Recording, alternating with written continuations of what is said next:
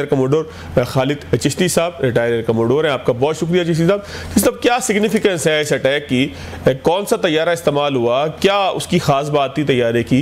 Detect क्यों नहीं हुआ वो सर रडार के ऊपर? बहुत सारे सवालात हैं। और ये जो अटैक हुआ ये कामयाब कितना था? इसमें जो बम गिराए गए उसकी क्या खास बात थी सर?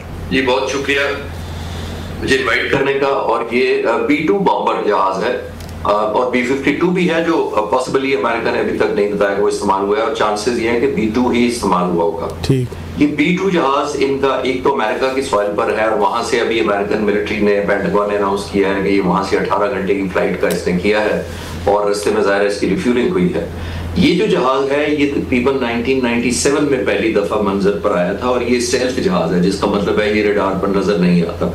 और कहते हैं कि शायद की जो मक्खी होती है इसके बराबर इसका रडार पर साइज नजर आता है, यानी इतना छोटा रिफ्लेक्शन होती है कि ये पिक ही नहीं हो सकता।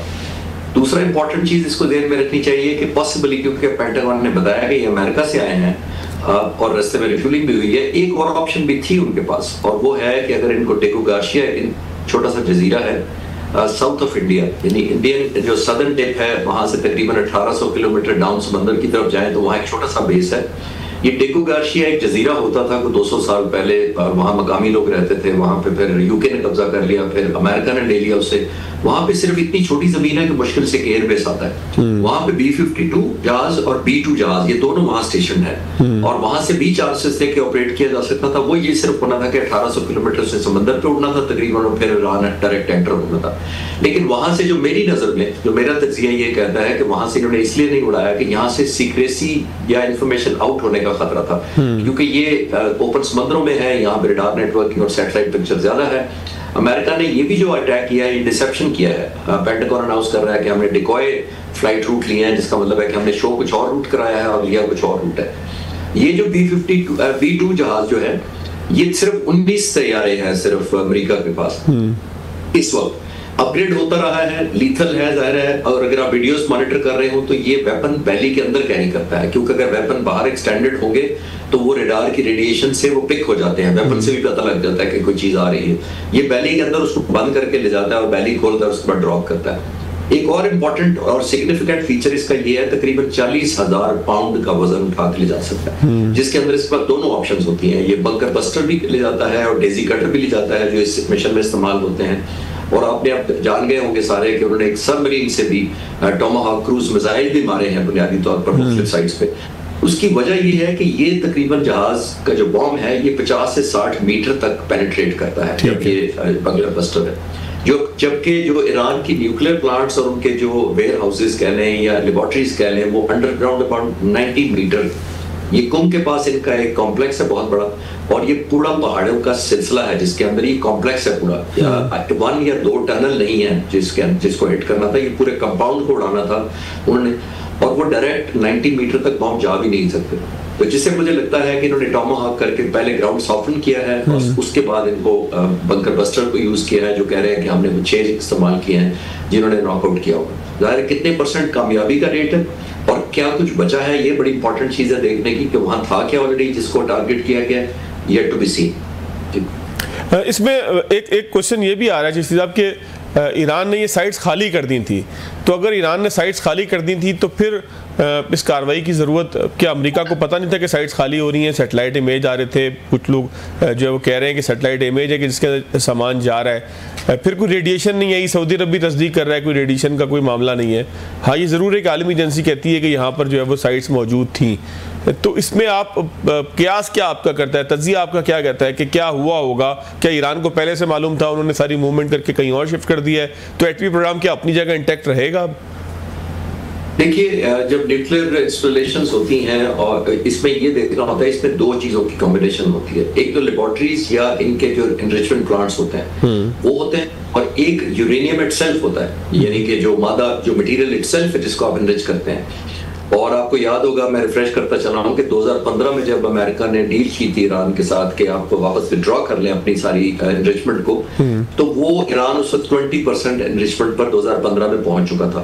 तकरीबन 85 to 90% जब एनरिचमेंट हो जाती है तो अब न्यूक्लियर बॉम्ब बनाने के काबिल हो जाते हैं। तो अब जो कहा जा रहा है कि उस वक्त ईरान को 20% से 3.6% एनरिचमेंट पर रिवर्स करवाया गया था, और उसको लाया गया था इसलिए कि ये इस परसेंटेज पे न्यूक्लियर बॉम्ब नहीं बनता।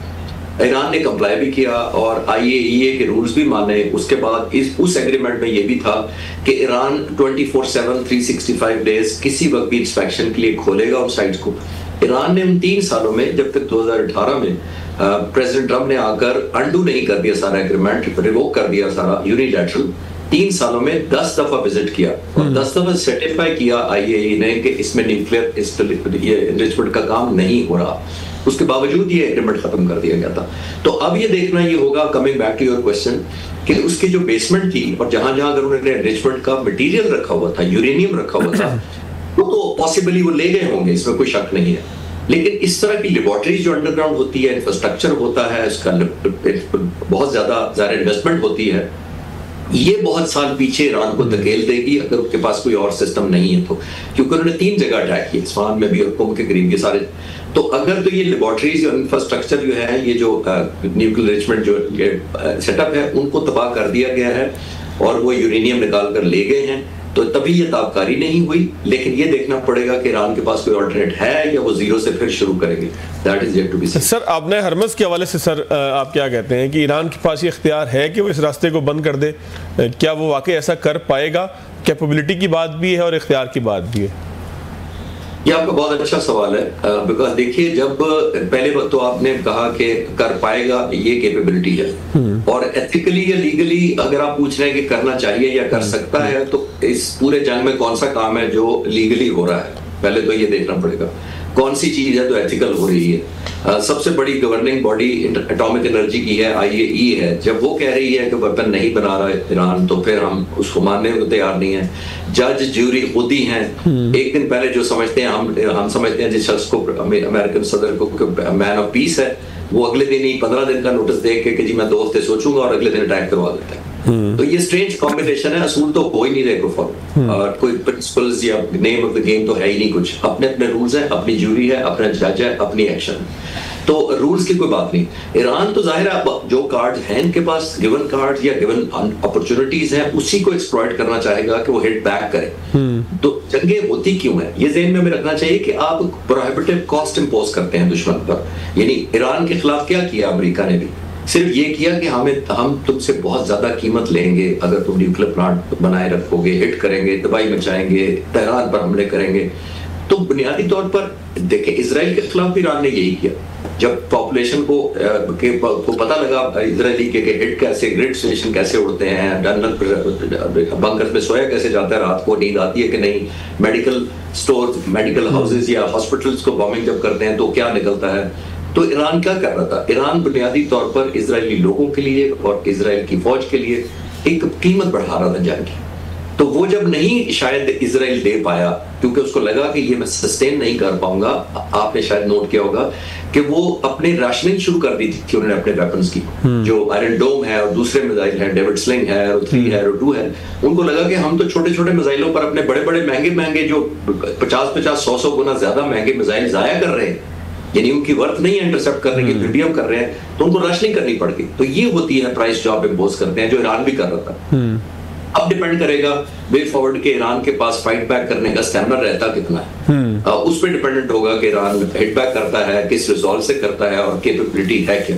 जहां तक कमिंग बैक टू अपना हरमोज की बात कर रहे हैं, तो वो एथिकली तो कुछ नहीं रह गया, लेकिन वो मैनिफेस्टेशन कर सकेंगे इतनी मैसिव एयर पावर के पास, और उस मुल्क के पास, ईरान जिसकी मैं बात कर रहा हूँ, उसके पास एयरफोर्स भी ना हो, जो एयर गार्ड या प्रोटेक्शन और या पेट्रोलिंग भी ना कर सके उसके ऊपर, तो वो कैसे करेगा? बहुत चैलेंजिंग है समंदर के रास्ते करना, जब तक air power, favourable air environment आपके पास ना हो।